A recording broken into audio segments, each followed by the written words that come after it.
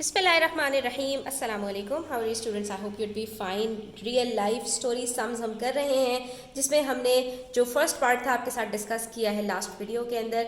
इसी जो है वो हम सिलसिले को आगे बढ़ा रहे हैं और आज हम मज़ीद कुछ वर्ड प्रॉब्लम्स करेंगे, तो वीडियो एंड तक देखिएगा।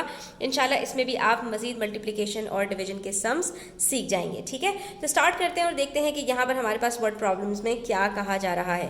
If a rocket travels a distance of 75,600 kilometres in 120 hours. अब आपको यहाँ पर इन्होंने टोटल डिस्टेंस भी बता दिया और टोटल नंबर ऑफ आवर्स भी बता दिए, यानी कि अगर 120 आवर्स के अंदर इतने किलोमीटर्स एक रॉकेट ट्रेवल कर रहा है, तो how many kilometre does it travel in 1 hour. तो एक घंटे में वो कितने किलोमीटर्स ट्रेवल करेगा, आप हमें ये बता दीजिए।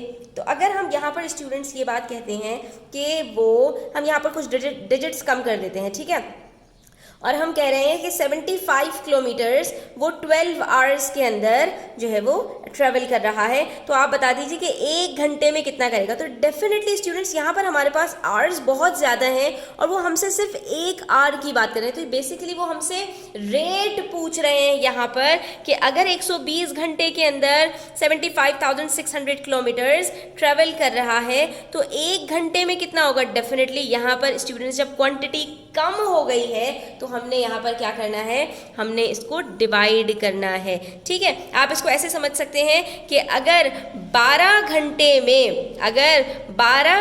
में वो 24 किलोमीटर जो है वो ट्रेवल कर रहा है, तो एक घंटे में कितना करेगा। हम 24 को डिवाइड कर देंगे 12 से, हमें पता चल जाएगा। तो यहाँ पर भी हमने इसको डिवाइड करना है, हम इसको डिवाइड करके पता लगा लेंगे कि वो बेसिकली एक घंटे में कितना ट्रेवल करेगा।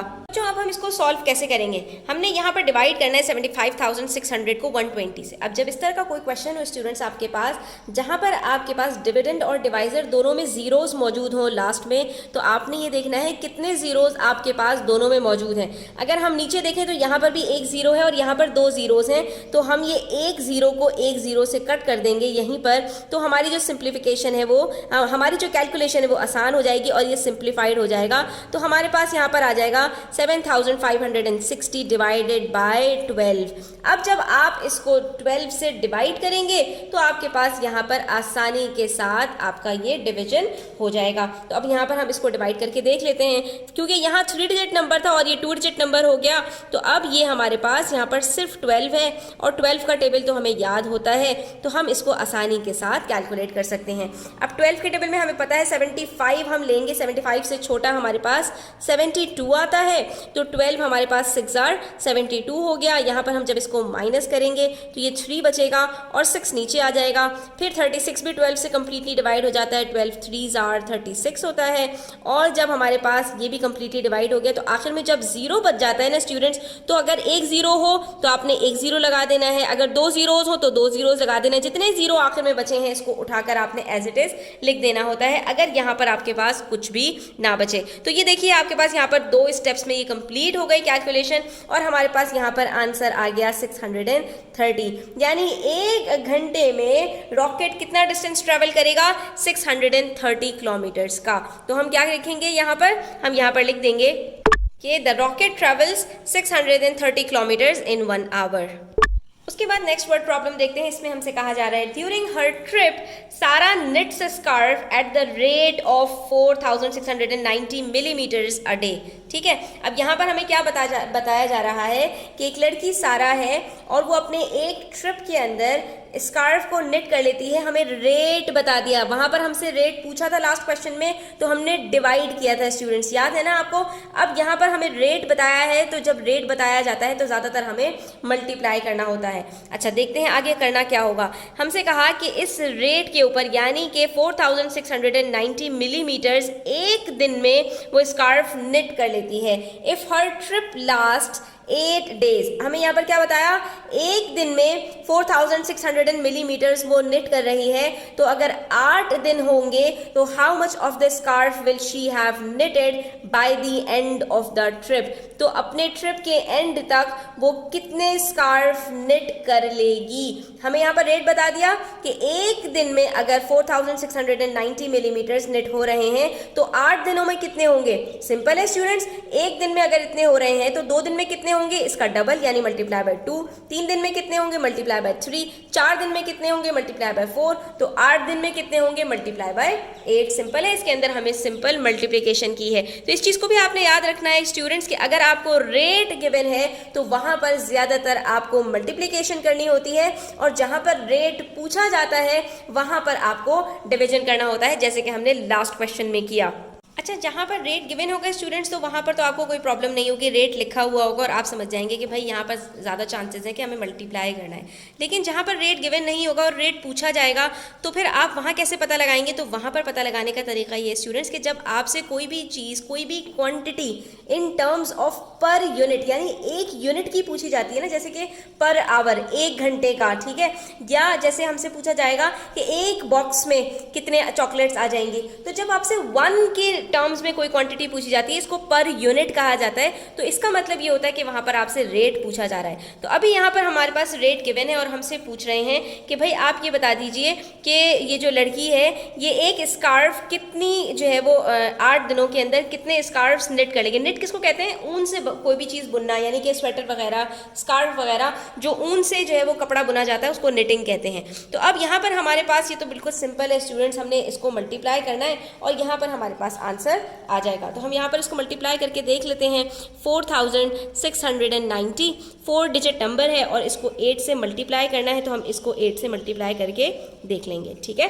अच्छा, अब 8 zeros are 0, 8 9s are 72, 8 6 are 48, 48 plus 7 55, और उसके बाद 8 4s are 32, 32 प्लस 5 37। तो आंसर आ जाएगा हमारे पास यहाँ पर 37,520, ठीक है। और हम अपने आंसर में लिख देंगे by the end of the trip she will have knitted 37,520 millimetres of the scarf. यानी कि अगर एक दिन में इतना निट कर रही है तो 8 दिनों में जाहिर है क्वांटिटी काफ़ी बढ़ जाएगी। उसके बाद हमारे पास वर्ड प्रॉब्लम है। Project needs ₹95,500 to be completed. अगर एक प्रोजेक्ट के अंदर, प्रोजेक्ट की मतलब क्या है, एक प्रोजेक्ट में जो लागत आती है यानी कि जितना पैसा लगता है कंप्लीट करने के लिए वो 95,500 रुपीज़ है।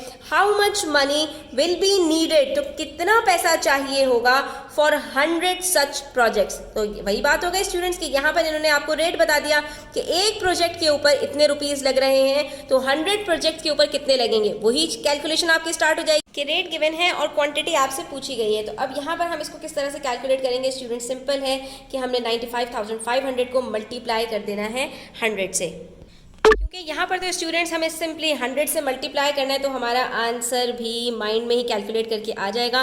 क्योंकि हम ये चीज़ सीख चुके हैं अर्लियर वीडियोस के अंदर कि जब भी किसी भी नंबर को हम 100 से मल्टीप्लाई करते हैं तो 100 के जो 2 ज़ीरोज़ होते हैं ये जाकर इसके साथ लग जाते हैं। मतलब क्या है इस बात का कि हम एज इट इज़ 95,500 उतारेंगे और उसके बाद 2 ज़ीरोज़ इसके साथ अटैच कर देंगे, तो ये हमारे पास बन जाएगा 9,550,000।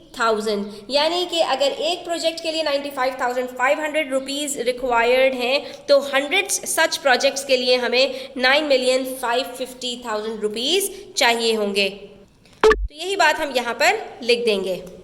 इसी तरह एक और क्वेश्चन है स्टूडेंट्स हमारे पास। अ पार्क कैन अकोमोडेट 50,000 पीपल। एक पार्क के अंदर जो है वो अकोमोडेशन की जो जगह मौजूद है तो उसमें 50,000 लोग आ सकते हैं। 50,000 पीपल को वो अकोमोडेट कर सकता है, यानी कि उस पार्क में इतने लोगों के लिए जगह मौजूद है। How many people can be accommodated in 10 such parks. तो यहाँ पर बेसिकली आपसे क्या पूछ रहे हैं स्टूडेंट्स, इन्होंने आपको रेट बताया कि अगर एक पार्क हो, पार्क, और उसके अंदर 50,000 पीपल आ सकते हो, तो उसी तरह कि अगर 10 पार्क्स हो तो उसमें कितने लोग आएंगे। तो यहाँ पर भी वही कैलकुलेशन स्टार्ट हो जाती है कि एक पार्क में 50,000 आ सकते हैं, 2 में कितने आएंगे, इसका डबल, 3 में कितने आएंगे, इसका ट्रिपल, 4 में कितने आएंगे, मल्टीप्लाई बाय 4, तो 10 में कितने आएंगे, मल्टीप्लाई बाय 10।